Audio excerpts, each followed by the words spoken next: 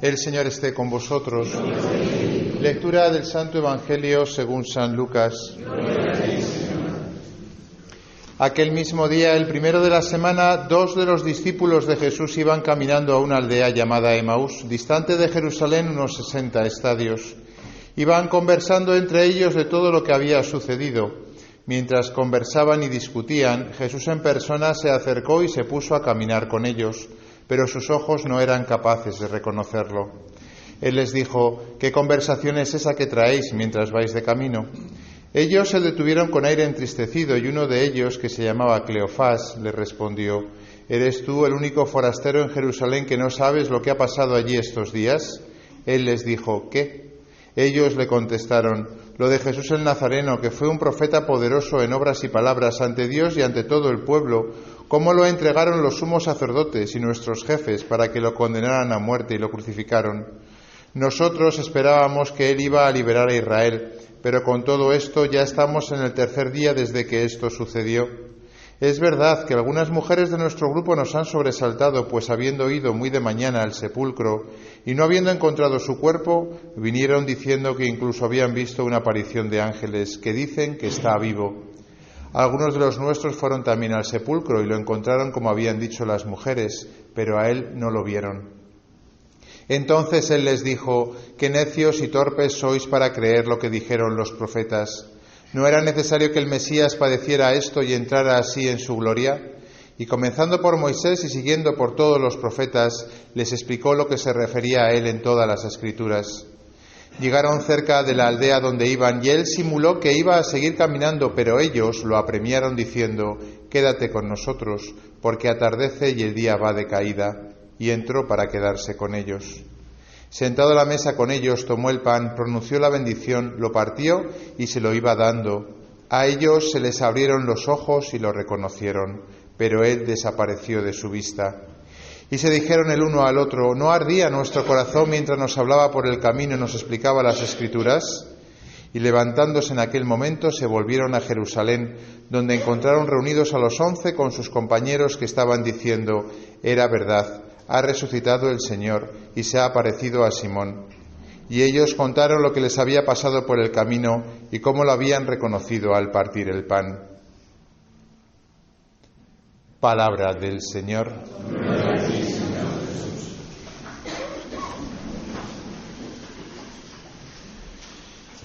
Queridos hermanos, este Evangelio que acabamos de proclamar es muy hermoso. Lo conocemos todos y quizá a veces cuando empieza el sacerdote a leer desconectamos y decimos: ya sé, es el de Emaús, como si fuese algo que ya me sé que es del pasado.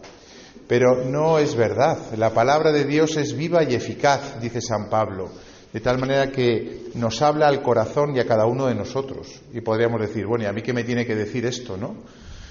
2 señores que se van a un pueblo, a su pueblo de Emaús, ¿no? ¿Y qué me dice a mí, no? Pues seguro que todos nosotros, cada uno de nosotros, estamos en ese mismo sendero. De hecho, Emaús no se ha descubierto dónde está. Se ha hecho una especie como de intento de saber a esa distancia qué pueblos habría y no se ha terminado de saber muy bien, como dando a entender que es el camino de cada uno de nosotros a lo largo de la vida. ¿Por qué podemos identificarnos? Pues mirad, ¿cuántas veces nos pasa a nosotros que no reconocemos a Dios que está a veces aquí, delante nuestra? Como le pasaba a estos 2. Le tenían delante mismo y sus ojos, dice, no eran capaces de reconocerlo. ¿Cuántas veces nos ha pasado nosotros que le seguimos al Señor, cuanto más a los de fuera, que no han escuchado la palabra que nosotros tantas veces hemos escuchado, que no somos capaces de reconocer a Cristo? Lo cierto es que Jesús, no sabemos muy bien por qué, porque hay cosas que hay que decir. ¿Y esto por qué es en la Iglesia así? Respuesta: porque Dios lo ha querido así. Ya está. Y que no hay otra explicación, ¿eh? No crean que esto es una cuestión de que nos hemos puesto de acuerdo. Y cosas a veces como muy espinosas dentro de la Iglesia también se resuelven como: porque Dios no ha querido. ¿Por qué los hombres no podemos engendrar en nuestro vientre y tener el niño en nuestro vientre? Pues porque Dios no ha querido. ¿Y por qué las mujeres no pueden ser sacerdotes? Porque Jesús en la última cena podía haber cogido a María, su madre, que era la más digna de todas, y no la cogió, y cogió a los 12 percebes de los apóstoles. Porque no ha querido Jesús, que es Dios, el mismo. ¿Y por qué vivimos 80 y no 200? Porque Dios no ha querido. O sea, hay explicaciones que son porque Dios lo ha querido así. ¿Por qué Jesús resucitó y a los 40 días se marchó? Si podía Él, con ese cuerpo glorioso que tenía, porque no resucitó como Lázaro, que Lázaro resucitó pero volvió a morir al rato, a los años, no sé cuándo murió, pero Jesús no volvió a morir, estaba vivo para siempre. Oye, ¿por qué no se quedó Él? Que seguro que explicaba las cosas mejor que los curas. Y fue por ahí, por todo el mundo. Además aparecía, desaparecía, no hace falta que cogiese aviones. Ya está. No quiso. Y cogió, y en vez de hacerlo él, le dice a 12, con perdón lo de percebes, pero es que eran percebes, los apóstoles eran auténticos percebes. No eran alfabetos, no habían salido de su pueblo, se peleaban entre ellos, no tenían cultura. Pues los coge a los 12 y les dice: id por todo el mundo y predicad el Evangelio. ¡Hala! Ahí te queda eso. ¿Y por qué? Pues no sabemos muy bien por qué, pero Jesús no quiso quedarse físicamente pudiendo haberlo hecho. ¿Cómo se quedó? Y esa es quizá también la pregunta que nos hacemos, ¿no? Porque si físicamente estaba Jesús resucitado delante de los dos discípulos y no eran capaces de verle, quizá fue porque Jesús ya quería entrenar a los discípulos, que le habían visto muchas veces físicamente, a que a partir de entonces le iban a percibir y a relacionarse con él de otra manera. La manera que nosotros desde el principio hemos tenido, porque nosotros no hemos visto a Jesús físicamente. Bueno, yo por lo menos no lo he visto, no sé si alguno de ustedes tiene un coloquio por la tarde, ¿no? Pero yo no he visto a Jesús físicamente. ¿Cómo nos relacionamos? Pues como Él ha querido. ¿Y cómo ha querido Él quedarse? Pues mirad, este relato nos da varias pistas, ¿no? Hombre, la más evidente es la de la Eucaristía. No le ven, no le ven, no le ven, no le ven, y cuando de repente parte el pan y se lo da, dice: sus ojos se abrieron y lo reconocieron. Y entonces desaparece de la vista física para quedarse en la Eucaristía, como dando a entender: a partir de ahora no me vais a ver físicamente, a partir de ahora me vais a encontrar en la Eucaristía. Lo que parece pan no es pan, soy yo. Y por eso le tenemos tanta devoción, ¿no?, al Santísimo Sacramento, porque no es un símbolo, no es una referencia. Una cruz es una referencia. Una foto que yo llevo de mi novia aquí, o de mi novio, de mi marido, de mi mujer, pues es una referencia, una imagen, un símbolo. Pero es que la Eucaristía es Jesús mismo. Y por eso nos arrodillamos cuando en la consagración, los que podemos nos arrodillamos, los que no inclinamos la cabeza, porque es Jesús. Ya, pero es que a mí no me gusta, yo preferiría verlo en persona. Toma, y a mí también, pero no ha querido. Y no sabemos muy bien por qué, pero no ha querido Él. Luego, si Él nos ha puesto este camino para encontrarnos con Él, pues una de dos: o nos enfurruñamos, o decimos, bueno, pues sí, hombre, si Dios es Dios, merece la pena conocerle. Pues voy a meterme por el camino que Él me ha puesto. Otro camino que aparece claramente en esta lectura: la palabra de Dios. La palabra de Dios. El corazón les empezó a arder cuando empezaron a escuchar la palabra de Dios explicada por Jesús, porque en la palabra de Dios está Cristo presente. Y fijaros que estaba contando el Antiguo Testamento. Jesús, el Nuevo Testamento todavía no se había escrito, se escribió en el siglo I, después de que Jesús ascendiese a los cielos.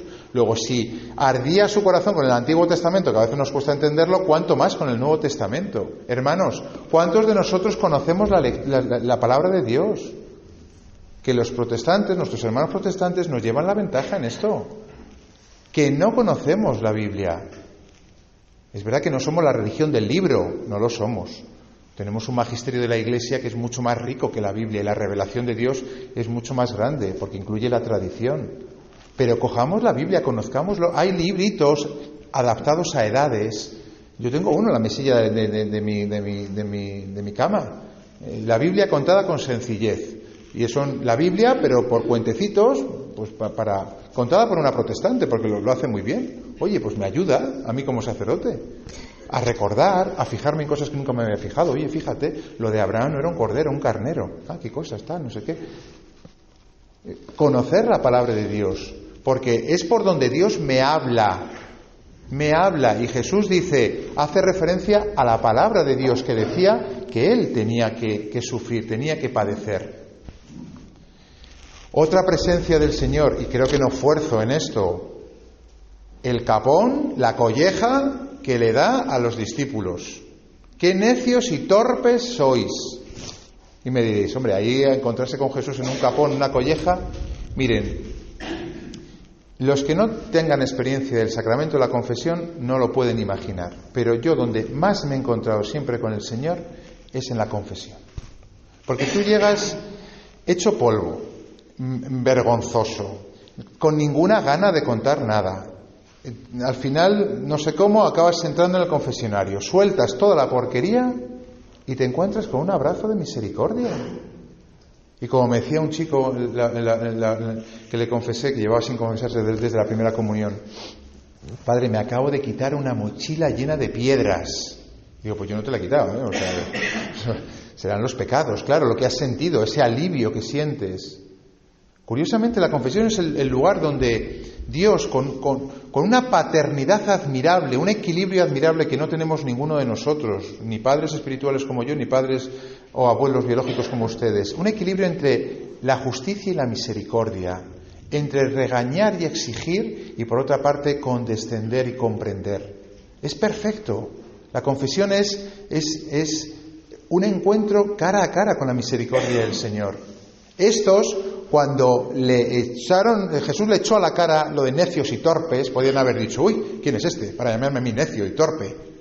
Pero en el fondo reconocieron que tenía razón ese extraño visitante, que estaba señalando la pus, el pecado, el tumor que tenían ellos, y que lo hacía de manera cariñosa, misericordiosa, aunque fuese con una expresión fuerte, ¿eh? ¡Qué necios y torpes sois!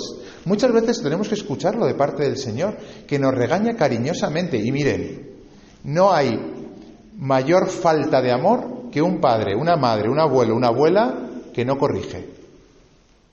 Porque cuando no te corrigen es que no te quieren. Les importas un bledo. El que te quiere no es que te haga llorar, a veces sí, pero se preocupa por ti. Y si ve que haces algo mal, pues hombre, mirará la manera, el momento oportuno, pero estará preocupado y si puede te lo dirá a lo mejor de una manera suave, a lo mejor de una manera más enérgica si es necesario. Cuando alguien nos corrige nos está mostrando que nos quiere. Y Dios, que nos quiere, no puede permitir que vivamos de cualquier manera. Y más si queremos seguirle. Cuando tenemos realmente deseo de seguir al Señor. Luego, la presencia de Dios en nuestra vida está presente en multitud de cosas que Dios nos ha dejado. No le veo, es verdad. Aparentemente me ha abandonado, es verdad. Hay momentos en nuestra vida en que Dios nos pone pruebas y sufrimientos en los que parece que se ha olvidado de nosotros. Pero curiosamente le podemos tener en las narices, como le tenían estos dos. Voy terminando. La cruz, el sufrimiento, es quizá donde más nos obnubilamos y perdemos de vista la presencia de Dios. Porque claro, cuando lo pasamos bien, pues hombre, ¿cuánto me quiere el Señor, verdad? Me da lágrimas, me toca el corazón, me hace sentir ardor. Todos lo hemos sentido alguna vez. Y es muy gratificante, mucho, mucho. Yo creo que es de las cosas más grandes que uno puede experimentar aquí en la tierra. Cuando Dios toca el corazón, te quedas atontado, vamos. Se te llena el corazón de amor, no sabes ni dónde meterte. Pero también está ahí de una manera todavía más palpable cuando nos da la cruz.